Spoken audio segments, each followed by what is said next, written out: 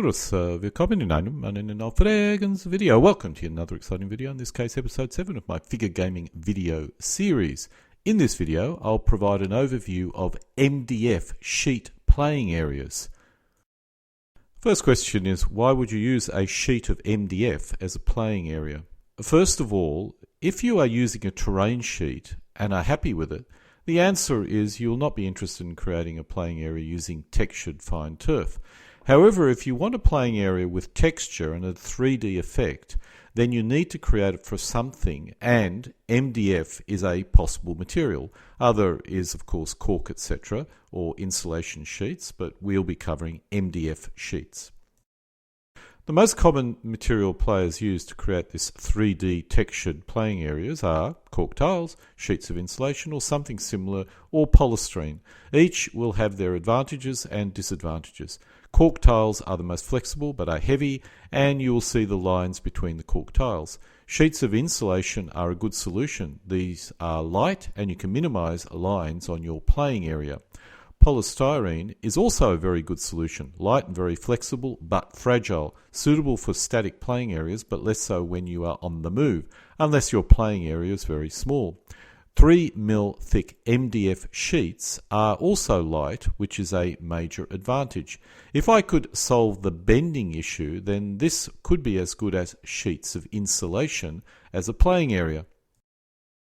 I've covered most of the other playing area types in my previous videos, but I've always avoided MDF sheets because it had a tendency to bend. One player did reply to my video stating he uses MDF, but he uses very thick MDF. I did go down this path, but the result was something that was simply too heavy. So my test thick MDF sheets are now used as a painting board. The thin sheets I reused as terrain as they bent when I painted and applied glue to one side. Then I saw a game of Napoleonics being played on a playing area which looked like a large, shallow box. I'm uncertain what the base of the box was, but it could have been MDF. The terrain was all cardboard based. This playing area looked like it was 3 by 3 feet in size. While this is possibly a bit too large for my purpose, it laid flat on a table. MDF, even if not painted, will bend due to moisture. In this case, the bending would be eliminated by the use of wooden edges. Inspired by this particular playing area, I undertook to create an MDF-based playing area using this methodology. While I currently use sheets of insulation for my playing area, I do not like cutting the insulation and use it as supplied, which is 120 by 80 centimeters in size. Most tables are 76 centimeters deep, so this overhangs each end. Not a major issue, but I am certain the edges will possibly break one day. Also, figures keep on falling off my playing area, which is a little bit annoying. Using wooden framed MDF will allow me to create any size of playing area, with any irregular cuts being hidden by the wooden edges. Thus I decided to create a 2 by 3 foot, or 60 by 90 centimeter, playing area. After I started, I realized I could have created a playing area which is exactly the depth of a table. I did actually go back and create a sheet that was exactly the depth of the table, but before I go down that particular path, let's look at how I made these sheets. I use a large sheet of 3mm thick MDF, 4 by 6 feet, and a wooden frame which is 12mm square pine. I cut the MDF sheets to the size I wanted, which gave me an internal space which was slightly greater than the 90 by 60 centimeters. So the MDF sheet I cut was larger by 12mm along its edges. I cut the 12mm wood to the desired lengths and used hardware quality PVC glue to glue any edges. This shows my clamps holding the wooden edges on the cut MDF sheet. As you can see by this image, I used the MDF sheet previously as a painting surface. This shows 3 edges in place, 2 dried and 1 in a drying state and clamped down. This shows a close-up of the wooden edge I'm using. I went down the 12mm square to ensure I got a lot of surface for gluing and wanted to stay as low as possible. I considered 12mm thick and 20mm high pieces of pine, which would have given me more strength, but I, at the time, felt I didn't need it. In retrospect, using 12mm thick and 20mm high oak or something of that would have given me more rigidity because I do find that these sheets do slightly bend. It's not a real major issue, but if you want to eliminate all the bend entirely over a period of time, then I'd probably go with the slightly higher and use a different sort of timber that doesn't bend so much, such as oak, etc. This sheet sits flat on most surfaces, and while it can flex, the important thing is that it is light. It's probably as light as my insulation board playing area. Once the wooden edges are in place and dry, you now paint the playing area. I use 2 coats, and an undercoat and a final coat, which is as close to the colour of the fine turf as I can find. And as a result, if there's any issue with the laying of the fine turf, you don't really notice it. Here you see the painted playing area with roads painted in. I normally make some effort in smoothing out the corners. In this case, the side piece was a bit too short, so I filled in the gap with wood putty. Some thought needs to go into the road network, and this does depend on the period and rules you'll be using. This road network is suitable for micro armour and Napoleonics, but to accommodate ancients, I'll make the roads on either side into tracks perhaps. Roads are mainly used in micro armour for supply purposes. In Napoleonics, they're mainly used to identify objectives and to place towns and villages on. In ancients, they have minimal of any value. If you are creating an ancients playing area, you could decide to avoid inserting roads into the playing area entirely. This shows the board with the fine turf applied. The glue is not fully dried yet, and I've not sprayed the glue down onto it yet. I use woodland green and brown blended turf. Use hobby PVA glue and apply across the surface, which will take the turf. Then apply patches of brown fine turf. Pick up the board and then shake until the brown turf is spread across the glue. Once the initial brown turf has been applied, then apply the green blended turf. I use a colander to spread the fine turf evenly everywhere. You can even cover the brown turf if you wish. You'll need to hand apply the fine turf along the edges of the playing area because of the wooden edges. Once you have a reasonable cover, pick up the playing area and shake until the green turf evenly covers everything. Now tip the playing area up to remove all the loose fine turf. Some gamers, I've noticed, add fine red turf to give you the effect of flowers. Other effects could include using a brown fine turf along the road edges. Don't put too many different colours in your playing area, otherwise it may end up looking like something from a gay Mardi Gras. Saying that, Woodland sells packets of 4 different colours, so you can achieve a nice flower effect, if you wish to do so. I will try it with my next playing area, although my garage is getting rather full right now, so I'm not sure how many more playing areas I can create. Once everything was dry, I normally brush off any excess green turf from the brown turf to give me a bit more contrast. But with the fine turf dry, I detected no bending in the playing area. It sits very flat on a flat surface, which is good so far. The next test will be the spraying of watered-down PVA glue over it, as this dampens the entire side of the MDF board. This is the board after being sprayed with a watered-down solution of craft glue. One note about the roads. In an ideal world, I would have flocked the roads before doing this. However, I'm still trying to find the best material to represent roads. This is paint, which is acceptable, but I feel the roads are a bit too dark and reddish.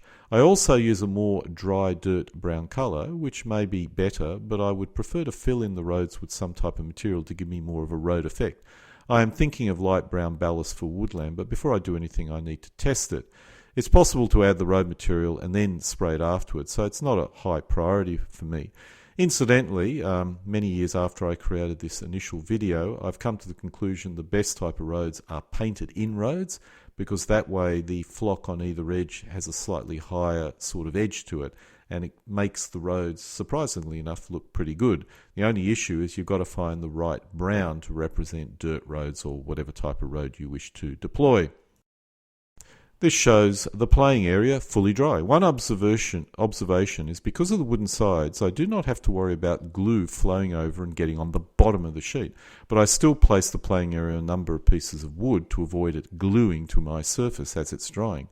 The edges of the playing area were flat on the surface, but the centre had curved upwards, forming a hill in the centre. This was due to the blocks of wood I used to keep it off the surface, and I found if you remove the blocks of wood and placed it flat on the surface, the bend slowly disappears over time. The conclusion is the MDF is nice and flat and ready for a game, I have to consider this a rounding success. Incidentally, this particular board never had any particular problem, but I tried larger boards, and what I discovered that is after several years, there is a bend that does form. I think this could be due to the way it's stacked up on a wall. It's difficult for me to say. But even though it bends, it normally bends upwards in the center. And when you place it flat on a table, it's not an issue. The bend is only quite minimal. You can place figures on it. There's no particular problem. But I must admit, I am thinking of making another board with slightly higher edges to see if I can get rid of that bend and use a different sort of timber that doesn't sort of bend as easily as pine. Incidentally, if you do want to use ballast or something to put into the roads, this is what I was considering for roads: fine brown ballast. I've tried fine turf and the browns are too light or too dark and don't look like roads. This is some type of rocky material which is very fine and the correct colour. If this fails, which it did, I may just leave the roads as they are, which I did, because perhaps repainting them possibly once I find a better colour, which I actually did achieve. One advantage of this sort of playing area is the ability to create non-flexible terrain which fits into the playing area. This comes from my 30cm tiles and is a 3-layered hill for the edge of the playing area. Unfortunately, my tiles are actually 12 inches, so 2 of these just fails to fit into my new playing area. I'll need to create special 30cm terrain for this purpose, which I was planning anyway. One thing I did notice when trying some of my terrain pieces in this playing area, particularly long terrain pieces, is that if the terrain piece is unusually long, 30 centimetres, as my stream terrain is about 40 centimetres and my hill's about 30 centimetres, it can slightly bend. I never noticed this before, so I suspect it's the way I'm storing it, but I will limit any terrain to a maximum of maybe 20 centimetres long or maybe 30 centimetres long in future. This doesn't affect the playing area, but is another example of the way MDF tends to bend a bit over time, particularly if you flock and spray one side and you don't the other side. One point about the terrain I use. My terrain is not really focused on creating a diorama experience. While I like good-looking playing areas, my main focus is always gaming, so my terrain is always gaming friendly. In this case, the buildings are placed on the roads as objectives for a game. If I expect to fight in a built-up area, which may not be common in Napoleonics, but is certainly possible, I'd place a built-up area terrain piece where similar to a hill, which is a 4 centimetre square, where the actual building is. The building is placed on top of this. When troops want to occupy it, the building is removed and you can have a conflict on it. When there are no troops on the built-up area, then you put these buildings on it. While it's